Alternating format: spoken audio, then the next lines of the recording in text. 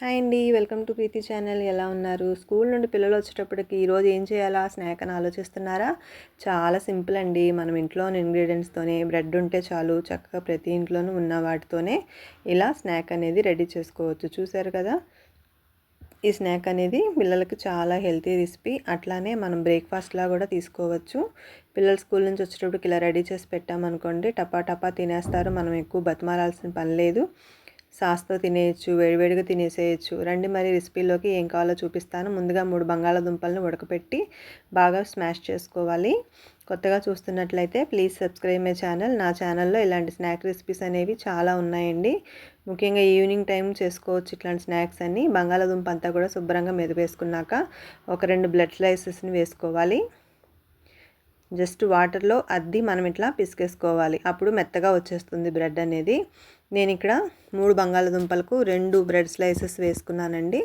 ఇవన్నీ కూడా బాగా కలిపేసుకోవాలి. చూసారు కదా, బ్రెడ్ అంతా కూడా మెత్తగా అయిపోయింది కదా, బంగాళదుంపలో బాగా కలిసింది. ఈ విధంగా కలిపేసుకున్న తర్వాత ఇందులో రుచికి సరిపడా సాల్ట్ అనేది యాడ్ చేసుకోవాలి. అట్లానే ఒక 2 స్పూన్స్ వరకు కార్న్ ఫ్లోర్ యాడ్ చేసుకోవాలండి. ఇందులో చిల్లీ ఫ్లేక్స్ కానీ హాఫ్ స్పూన్ కారం కానీ యాడ్ చేసుకోవచ్చు.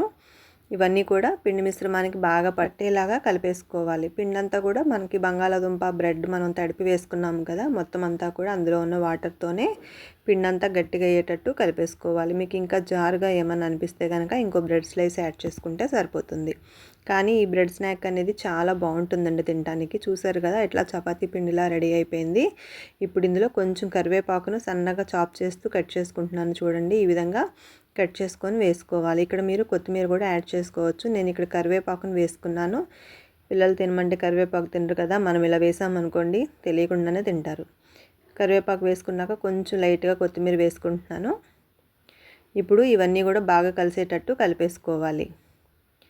చూసారు కదా, 2 బంగాళదుంపలు ఉడకబెట్టి చేసామంటే పిల్లలు వచ్చేటప్పటికి 10 నిమిషాల్లో వస్తారనంగా చేసామంటే వేడి వేడి స్నాక్ తినేస్తారు. అట్లా ఉంటుంది మరి. పిండంతా కలిపేసుకున్నాక 2 పార్ట్స్ కింద డివైడ్ చేసుకొని పిండిని ఇట్లా మనం చపాతీ దాంట్లో లాగా వీడియోలో చూపిస్తున్న విధంగా షేప్ వచ్చేలాగా కట్ చేసుకోవాలి. చూడటానికి ఇంట్రెస్ట్గా అనిపిస్తే కలర్ఫుల్గా, అది టేస్ట్ తినడానికి కూడా చాలా స్పీడ్గా తింటారు కదా, అందుకే ఎప్పుడూ చేసే విధంగా కాకుండా రొటీన్గా ఇట్లా చేసి పెట్టండి, చక్కగా తింటారు. మీరు కూడా సింపుల్గా చేసుకోవచ్చు. ఇట్లా నేనైతే ఇట్లా చేసుకున్నానండి. మీకు ఇంకే డైరెక్షన్స్ కావాలో అలా చేసుకోవచ్చు. నాకు సజెషన్స్ కూడా ఇవ్వండి. చూసారు కదా, త్రికోణం టైప్లో ట్రయాంగిల్ లాగా రెడీ అయిపోయినాయి. వాళ్ళు కూడా ఈ ట్రయాంగిల్స్ అనుకుంటూ చక్కగా తింటారు.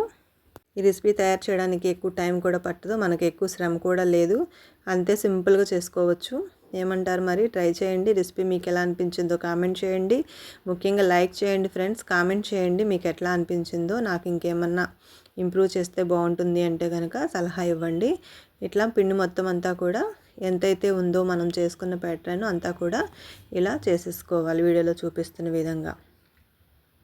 నేను ఇక్కడ వెరైటీగా ఉంటుందని ఇట్లా సమోసాలకు మళ్ళీ కనిపిస్తాయని ట్రయాంగిల్ షేప్ అనేది పెట్టి కట్ చేశాను. ఇప్పుడు ఆయిల్ బాగా ఫ్రై అయిన తర్వాత ఆయిల్ కాస్త వేడెక్కిందో లేదో టెస్ట్ చేసుకొని ఇవన్నీ కూడా వేసేసుకోవాలి. అన్నీ ఎక్కువ వేసుకోకుండా జస్ట్ మనకు ఆయిల్లో ఎన్నైతే డిప్ అవుతాయో అన్ని మాత్రమే వేసుకొని ఫ్రై చేసుకోవాలి. ఇవన్నీ కూడా 1 నిమిషం పాటు వేగిన తర్వాతే టర్న్ చేసుకోవాలి. చూడండి, ఇట్లా వేగిన తర్వాత అవే తేలిపోతాయి.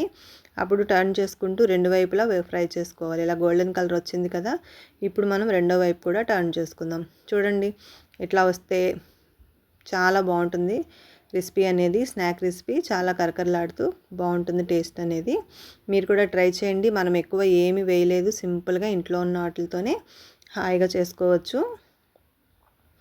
స్నాక్స్ అని ఈ ఫాస్ట్ ఫుడ్ సెంటర్స్లో తెచ్చి పిల్లలకు హెల్త్ పాడు చేయకుండా ఇట్లా చేసి పెట్టండి, కడుపు నిండా తింటారు. చాలా హెల్తీ రెసిపీ కూడా. ఇలా వేగిన తర్వాత పక్కకు తీసేసుకుందాము. రిమైనింగ్ పార్ట్స్ని కూడా వేసేసుకొని ఫ్రై చేసేసుకోవాలి. ఇక్కడ చిల్లీ ఫ్లేక్స్ బదులు మీరు కావాలంటే కారం అడ్జస్ట్ చేసుకోవచ్చు. ఇంకా నేను ధనియాల పొడి, జీలకర్ర పొడి ఏం వేయలేదు.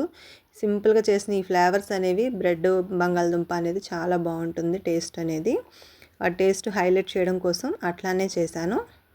చూసారు కదండి, అయిపోయినాయి.